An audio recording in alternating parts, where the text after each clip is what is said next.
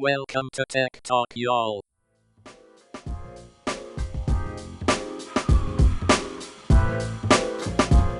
Hello, and welcome to Tech Talk, y'all, episode 392, a production of Edgewise.Media. I'm Sanjay Parekh. And I'm Adam Fedora-wearing Walker. How's it going? So you went with the new middle name. I just wanted to throw it in there. You know, it's not the J. It doesn't start with a J like my proper middle name, but I don't know how to fit Fedora and J at the same time. Jamming so Fedora wearing. Yeah. Like that doesn't. I'm not like DJ Jazzy Fedora wearing Adam. Like that doesn't work. Yeah. So people that don't watch the videos of this are really missing out. They really should watch. Out. Yeah. The videos. You can go to YouTube and watch us, or go to Instagram and watch the little clips of us, or go to TikTok and watch. It's the facial expressions that make it. You know, exactly. You know that. So yeah, that's the one. You don't know. Y'all are listening right now. You don't even know what facial expression I just made. You don't know what happened just now. There you go. Bad. Yeah. All right. Let's kick it off with OpenAI because man, they're hot right now in a lot of ways. OpenAI CEO tells Federal Reserve confab that entire job categories will disappear due to AI. And then in that same conversation, we'll mention the next one. OpenAI CEO Sam Altman warns bankers, regulators of the coming fraud, quote, crisis. So, yes, I mean, he basically went through and he's like, look, customer support specialists is a job category that just won't even exist in the future because of AI. Like that was his example. And I think there's a lot more scary examples than that, but that's certainly a good example. And then the whole bank regulator. Did you watch clips of that whole video? Because there's several really good things that came out of that. I didn't watch. I didn't realize there was a video with that. Yeah, so he's doing this sit down conversation. So he mentions that job categories are going to go away. He mentions that there's going to be some really scary, crazy fraud that's going to happen in the very near future. In that our banking, like he even mentioned that like there's still voice print authentication that happens for large financial transfers, and that's already been completely defeated by AI, as well as so many of the other authentication platforms. And so his point is that like you're not even close to ready for this. But then he also kind of walked through like different doomsday scenarios for AI and like what are the possible problems, like one of which is that we get AI. I think there were three. He said, one, the bad guys get AI super intelligence first and do really bad things. Two is something like we become, or two is like Terminator, Skynet, we all die because it turns on us. But three is an interesting one where he talks about how we basically turn over our lives and government to AI because AI superintelligence becomes so much smarter than we are that we recognize that we should not make decisions for ourselves because the AI will make better decisions for us. And then we essentially just say to the AI, like, what should my career be? What should I do? Should I marry this person or not? Or for the government, what policy, like in the AI essentially runs everyone's life. That sounds like a monarchy, doesn't it? Sounds terrible. It's terrible. But that was his point, is like, that is terrifying. Like giving up that level of human autonomy is a terrifying thing. But he said, that's a real possibility with general super, or whatever it's called. Super intelligence or whatever. Like it's a real generalized artificial intelligence. He also mentioned in that thing, he said, look, we're seeing that teenagers and like young people are already interacting with AI at such a deep level that they will not make a life decision without actively consulting with AI to help make the decision for them. And he's like, and I don't like seeing that. And so we're trying to figure out how to sort of combat against it. So there was a lot of like really good things, like really good comments that came out of that interview. It's fascinating. I will say there is a Atlanta startup here in town called Pindrop that actually fights against AI, and it does voice print authentication and has been able to detect successfully when it is AI. They were involved in what was it? It was some scam before of some government official or something like that calling folks, and they were actually able to backtrack and pinpoint which artificial intelligence engine was used to create that voice, that fake voice that was used in those phone calls. So I think, it's always an ongoing arms race about these kinds of things. I think it's not a foregone conclusion that AI just can defeat everything just yet. Yeah. No. This is it is getting better. Yeah, for sure. for sure. Yeah. Talking about AI and how it's not foreshadowing because it's being used right now. Netflix admits to using AI in one of its shows. I think was it an Argentinian show? Yeah, it was an Argentinian sci-fi show, and the scene was a destruction of a building. Right. And they said it was they were able to render it 10 times faster. And I don't know what they and said. Cheaper. And much cheaper by than using going AI. to a visual effects house. Yeah. So they did it using AI. So, I don't know what to think about this. Obviously, this is going to be an issue with the unions and now they're going to have to get visual over effects it. artists. It's happening. Like there is nothing they can do to stop it. It's happening. And they've got to figure out how to either leverage it, grow with it, or just get into a different business altogether. Because it's coming. You can't stop. I think their roles are probably going to have to change, but I think hopefully they change in better ways, because now you've got algorithms doing some work that is really maybe less creative, and they can be at a higher level thinking more creatively about the things that are being asked of visual effects agencies and artists, so that they really get to do some really cool things in the future. So hope so. See. Yeah. All right. Next up, Belkin shows tech firms getting too comfortable with bricking customers' stuff. We have talked about this a lot on this show, as Google has bricked some of my stuff, and I'm still mad about it.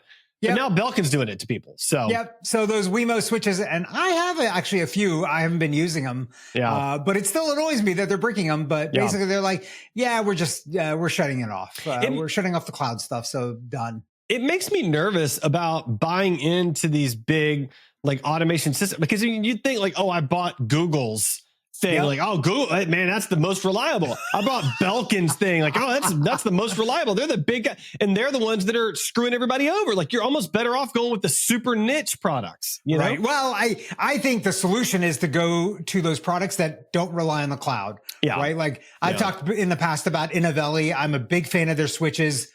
Does not require cloud. It's smart switches. They work locally. If your internet's down, they still keep working. It doesn't matter, right? Okay. I think even that's a good thing. Not even just that they might brick these things, but the internet does go down at the house every now and again. That's a thing. Yeah, and then you just go to sleep, because obviously you can't do anything without the internet. No internet, nap. It's kind of like back when there were the farming days, and if the sun's up, you're farming, and if the sun's down, you're sleeping. It's kind of like that now. The internet's on, you're doing things, and if the internet's off, you're sleeping. Those are the choices. Pretty much, yeah. None of my TVs work without internet, so it's kind of like, what do you do? There's nothing to. Of course, I'm a huge reader, so obviously I'm being sarcastic, but nonetheless, that's I tell you what you do. You pull out your phone, and then you start using 5G. That's exactly and then you watch TV on your phone. It's just Mm-hmm. not as much fun because it's small. But the one thing you won't be able to do is read some articles now, because News Media Alliance secures takedown of illegal paywall bypass website 12foot.io. I will say I was a fan of 12foot.io, but it hasn't been working in the longest time for me. So I really have not been using it at all. But here's the side effect that's happening. So they were doing, I don't know how they were doing the bypass thing. And clearly it was maybe doing something nefarious or not right or whatever. People have now spun up projects where you can actually just host your own version. There's one called 13foot. .io, I think is it. That sounds about right. So you right. can spin up your own version locally on a server at home. That's how the internet works. You shut down, it's like whack-a-mole. You shut down one, 15 other pop up. Okay, well, you shut down that one, so good job and whatever. I think there needs to be a solution to this kind of stuff. Obviously creators need to be paid for the content they create. But then sometimes what's being charged for some of these things is just ridiculous. And I think you see that in some of these things, right? I don't really hear about, maybe there are still people that are pirating Netflix shows and things like that, but it's just so easy now at this point and relatively inexpensive. They have all the tiers. If you can't pay the 14 or 15 bucks a month, whatever it is, there's the $7 a month, whatever. And it's just is it worth the effort to go pirate the thing or just pay the $7? Well, not for you and I, it's not. But I think the struggle comes with all of these, where it's we're on subscription overload. It's how many subscriptions can you? And not only that, but I'm even guilty of this. I'll have subscriptions where I've paid for the year, say for Paramount Plus of all things, for example, right? I can't remember the last time I watched a show on Paramount Plus, but man, I paid for that thing for the year. You know, and so like that's the struggle. Like at the very least, I would love to see something that unifies all of it, where it's like, can I just at least see all of? And I know there's websites that do this in a janky way, but I just want to see all the shows listed. And then I can go find them after. I just want to know what my options are in one space. I'll make a quick tech rec. Rocket Money does this. You have to connect up all your stuff to it. That's true. Yes. Yeah. It'll find all of those subscriptions. No. I mean for watching shows. Like I'm missing out on shows right now that I would enjoy watching, but I don't even remember they exist because I'm not going to log into the 15 different platforms that I have access to. I made a tech rec for this. Surely. Come on, man. All right. I'm going to go set it up. I thought I set it up before and it just wasn't working for me. I'll set it back up. I use Surely and it connects to TV Tracked or something like that. Okay. And basically it tells me all the shows that I'm watching right now, and I can add shows into the watch list. And so then as I need something to watch, I kind of go through there and find something. And then when new episodes are coming out, it floats it to the top of the list so that I can go and watch those shows. All right. I'm gonna get back on. I got to do something, man. What I'm doing. I will say one of the things that I've done, and I just happened with Paramount Plus, because like you, I subscribed for a year and I've not been watching it. Yeah. And now with the thing that's just happened with them canceling Stephen Colbert, I'm like, you know what? I'm not renewing. I'm out. I actually, when I subscribed for the year, I immediately canceled it, so that it wouldn't auto renew automatically in the year. And then they have to send me an email saying like, your thing's done. And then I can think about it and be like, do I still want this? And should I look around for a deal if I do want it to see if I can get it for a better price? Because when you auto renew, they just charge you whatever price is the ongoing price. But if you cancel and then renew, you can maybe go and get a good deal. So all right. It's all about saving those dollar bills, man. Dollar bills, y'all. All right. Surprising science, how electric cars quietly transform urban air. So this article had a really interesting point where, you know, obviously it doesn't have the emissions, you know, the tailpipe emissions. Tailpipe emissions. Thank you. Yeah. But in addition to that, they don't produce as much brake dust because they're recapturing from the brake. They're recapturing energy from the brakes instead of actually producing, you know, brakes in the standard way, having brake dust, which is fascinating. I never would have thought of that. Yeah. So, if you're driving an electric vehicle, a lot of electric vehicles, like one of mine has this, another one doesn't, but, depending on how hard you push the brake pedal, it will use the motors to regenerate power. So it extends your range by doing that. Right. But if you push it too hard, like it's an emergency, then the brake pads kind of come into play. Right. So for a lot of like regular driving, if you're not an aggressive driver, you're not using the brake pads that much. And I've actually noticed that on my cars is that I am replacing the brake pads a lot less often by not being crazy aggressive on the brakes, which also saves you money, right? Yeah. So you're just crazy aggressive on the gas because you like that, exactly. like that go. Yeah. And then I coast to a stop and just kind of take it easy. So this is really, you know, good for air quality and all kinds of things. But the point that they do make in here is, you know, now we're seeing obviously a slowdown of adoption of electric vehicles because of the rollbacks of all these incentives. But also in kind of less wealthy areas, you don't have as much of an adoption of electric vehicles because they tend to be more expensive. And those are the areas where air quality is of particular concern. So listen, man, I've got my first electric vehicle already picked out. I already know what I'm going to get. Which one is it? I mean, it's a Tesla, isn't it? You're a big Tesla fan. No. It's going to be they make a Jeep Wrangler now that's hybrid. It's either electric or gas. And you can plug-in? Is it a plug-in? Yeah, it's a plug-in. Nice. And so you can switch back and forth as needed or use them as a hybrid. Like it's fast. So, but it's a full-on regular Jeep Wrangler. I'm like, that's my next car right there. How many miles does it get on the all-electric? I don't know or care, Sanjay. Listen, I'm fully back to being a Jeep Wrangler guy. It's like being in a cult. It's fine. I'm cool with it. But I will. My goal is to never in my life drive anything else. That is my goal right there. So I freaking love driving a Jeep Wrangler. My plug-in hybrid SUV gets 20 miles on battery, and I'll tell you, for a lot of days, like if you're just doing stuff close to the house, I would almost never have to use gas. You don't use gas. I never go anywhere beyond 20 miles. Yeah, I don't. Very rarely.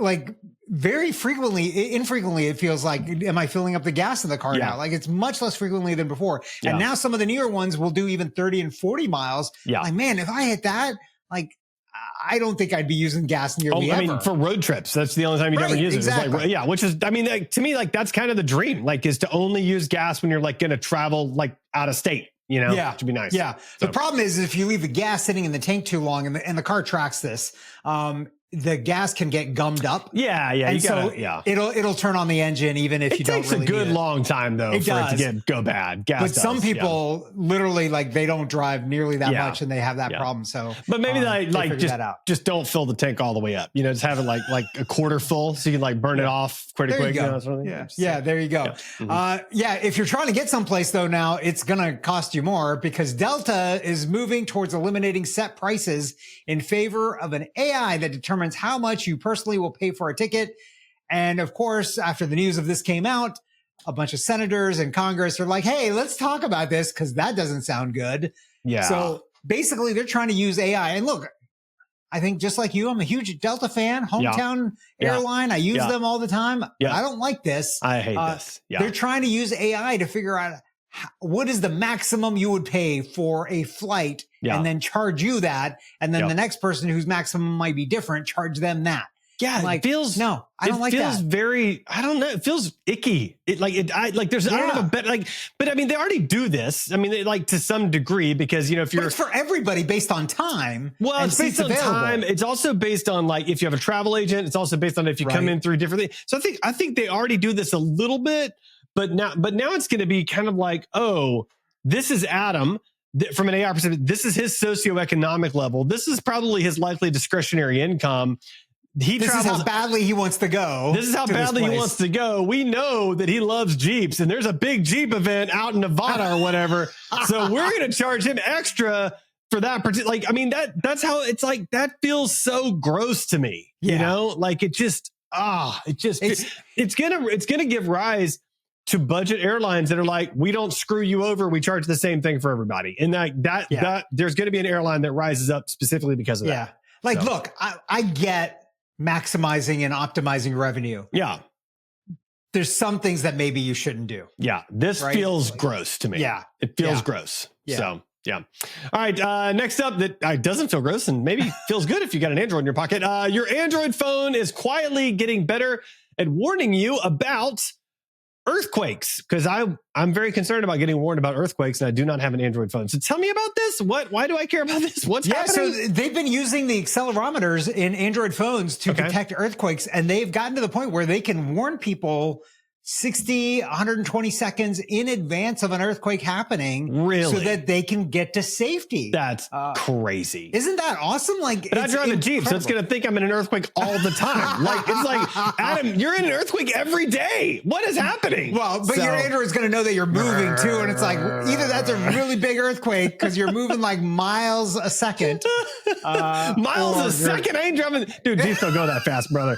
They don't. Jeeps, this is the slowest vehicle in the world. Miles a minute. Maybe not even that. Maybe more like miles an hour for sure. But miles a minute. I mean, you've got kind of a lead foot, so I don't know. Trying to go miles a second. Oh my gosh. So I mean, hey, look, good application of technology. It's interesting because, like, who would have thought this when the smartphone revolution happened in the early days, that this is one of the things that would become of it, that, you know, once this technology became ubiquitous, like, we could use things like this to figure out stuff and help save lives and property and all the other things. So that's crazy, man. I love it. But all somebody that's not trying to save lives and help out anything. FCC to eliminate gigabit speed goal and scrap analysis of broadband prices, because look, you know, it just makes us look bad, and let's not do that anymore. And let's not, things that make you look bad, you just stop doing. Yeah. So, like looking in the mirror, for example, for a lot of folks, that's one of them. You know, are you talking about like certain presidents and things like that? Like, don't look in the mirror? I was thinking about people, specifically people with orange hair. You know, this is crap. Come on, man. Give me a freaking break, right? Come on. Yeah. I mean, we've been making great progress at speeds and stuff like that, and now they are just backing off on all of this. It's like sticking your fingers in your like, la la la la, I can't hear you, nothing's going wrong, la la la. Like, come on, like we need we need fast internet for all communities so they can keep up with the speed of technology. Like that is a critical factor. And to not build in that infrastructure is not only foolish and short-sighted, but honestly, it's in some ways just downright immoral. So I mean, for the country that invented the internet, for us not to be at the top of the game, is just embarrassing. Yeah, that's right. Time for the Weird and Wacky segment. Abominable snowman. He's not an axe murderer. One of the TAs turned out to be a bot. All right, first up in Weird and Wacky, more internet connectivity, but from a different angle. Two guys hated using Comcast, so they built their own fiber ISP. So we've talked about another story about this guy that did it. Another guy did it, because he couldn't get service, and these guys are kind of in that same vein.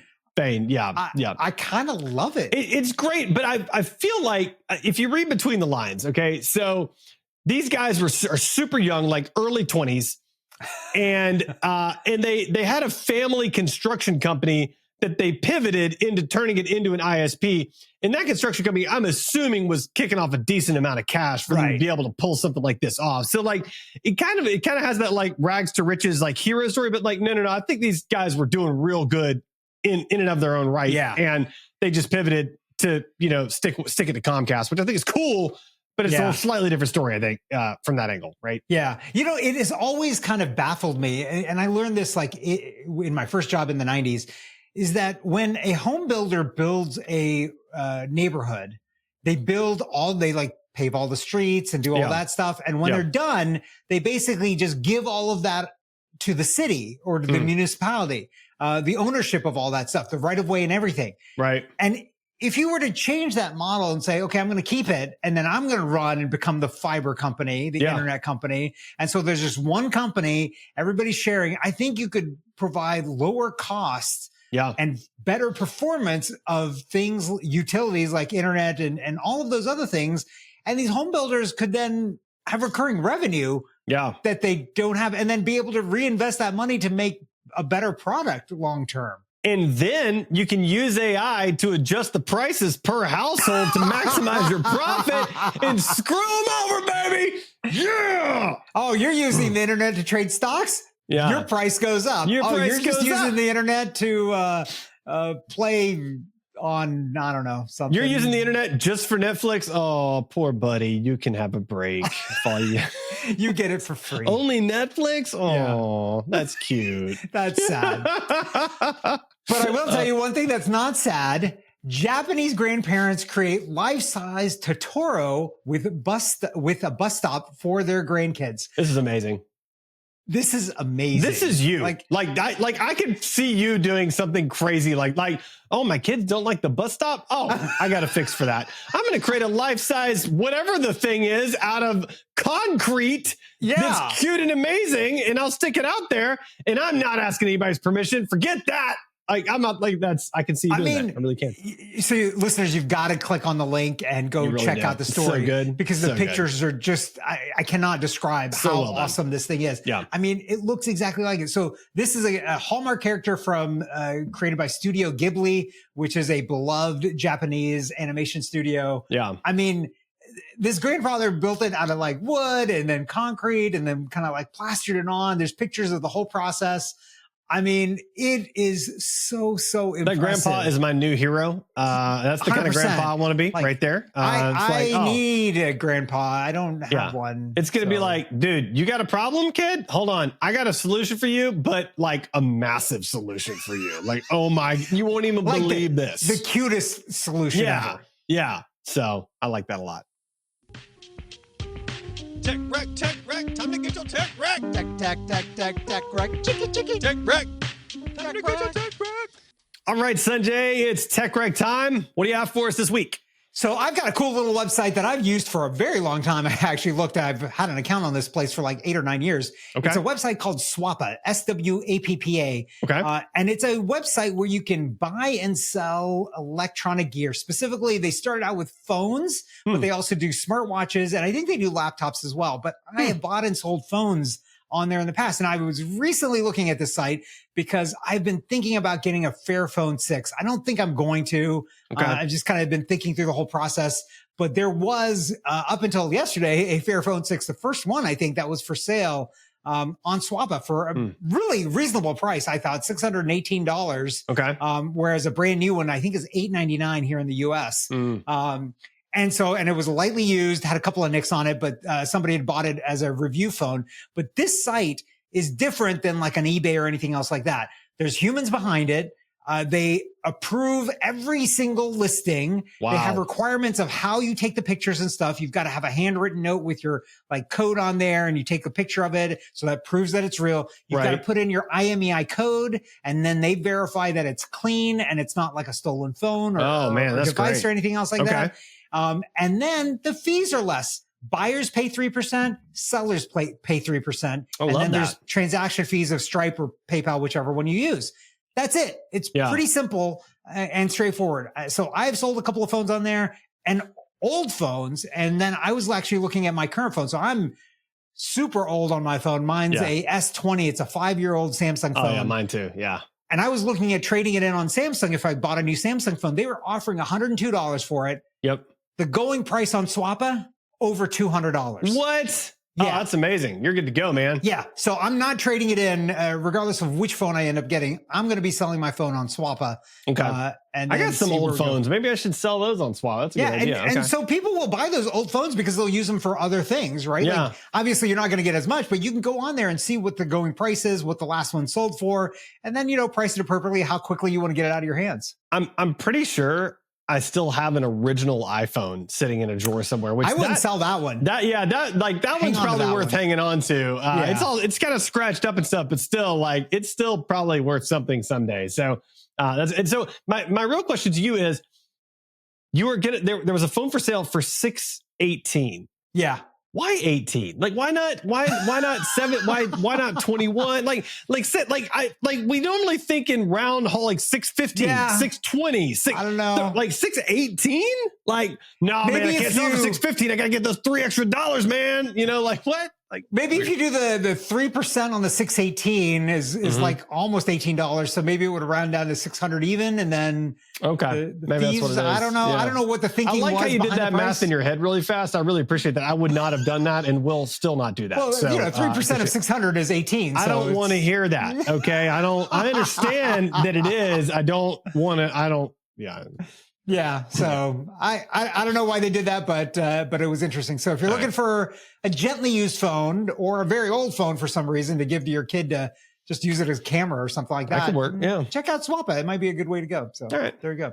Adam, what do you got for us this week? All right. So this one goes back to what I've talked about so far several times on this episode, which is that I do drive a Jeep Wrangler and I do love driving a Jeep Wrangler. Wait, this is the first time I've heard this. Yes, I know. You drive a Jeep. And I've held myself in check. I've been driving this for over a year and I haven't blathered about it this much at one time anywhere else. But but what that means is at this moment, I have the top off and I've got the doors off, which means that when I'm driving somewhere, I would rather not get caught in a thunderstorm. And so I've been finding that sometimes the Apple weather app is not quite as accurate as I'd like in terms of upcoming immediate weather. So I've been messing with the AccuWeather app, and it feels to me like it does a slightly better job of saying oh, there's going to be rain the next hour or whatever and there is, right? So I've been using that a lot to sort of get a better gauge on should I take the Jeep? Should I not take the Jeep? And it's been pretty great. I have gotten caught in at least one thunderstorm with the top off, but it wasn't the end of the world. It was fine. So yes, the AccuWeather app, pretty good. So interesting. Is it free? Is it or paid or? It's free so far. I downloaded it the other day, used it several times, haven't paid for it. And they've got, I think AccuWeather.com also. And I also find that the weather app, the Weather Channel app is so ad driven that it makes me absolutely crazy. And then there's a WSB Channel 2 weather app that I try to use, but it's so ad driven that it makes me crazy too. And I'm sure AccuWeather has ads, but they're not as obnoxious as the others. So I do like that. So there you go. All right, Sanjay, how can our listeners find and connect with you? They can find me at sanjayparekh.com. What about you, Adam? You can find me at adamjwalker.com.